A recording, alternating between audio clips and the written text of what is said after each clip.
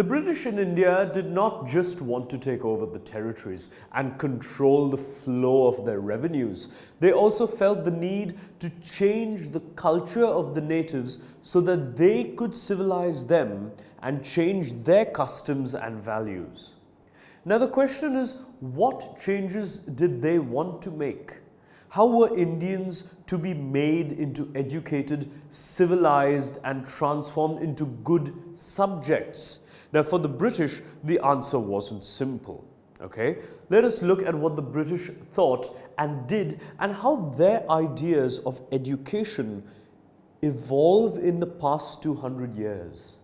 And apart from all of that, we will also see how the Indians reacted to British ideas. How did they eventually develop their own views about education? Let us begin with the tradition way back of Orientalism.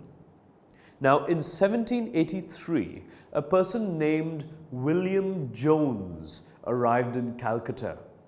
He was appointed as a junior judge at the Supreme Court set up by the company then. Apart from being an expert in law, Jones was also a linguist. So let's go through his list of accomplishments first. He had studied Greek and Latin. At Oxford, he knew French, English and Persian, and he even had picked up Arabic from a friend. Now at Calcutta, the Sanskrit language, grammar and poetry was taught to him by the Pandits there. Soon after, he started studying a variety of subjects, such as the ancient Indian texts on law, philosophy, religion, politics, morality, arithmetic, medicine and other sciences. Now Jones had discovered that his interests were shared by many other British officials living in Calcutta at the time. There were Englishmen such as Henry Thomas Colebrook and Nathaniel Halhed, who were discovering the ancient Indian heritage, and they were also mastering the Indian languages as well as translating Sanskrit and Persian works into English. Now, along with them, Jones had set up the Asiatic Society of Bengal and started a journal called the Asiatic Researches. Now, Jones and Colebrook had come to respect the ancient cultures of both India and the West. They felt that the Indian civilization had attained its glory during the ancient past, but then that time had subsequently declined. Now, for them to understand India, it was necessary to understand their sacred and legal texts which were created during the ancient period. It is only these texts that could reveal the real philosophy of the Hindus and the Muslims.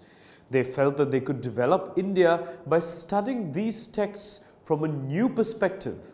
So Jones and Colebrook studied the ancient texts, understood their meaning, and even translated them so that they could make their findings known to others.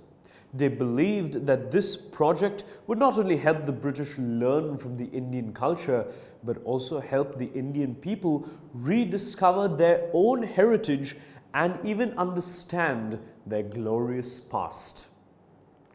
By doing this, the British would become the guardians of the Indian culture as well as its masters. And influenced by such ideas, many company officials argued that the British must promote Indian learning. They felt that the institutions should be set up to encourage the study of ancient Indian texts. They also wanted to foster the study of languages such as Sanskrit and Persian with literature and poetry.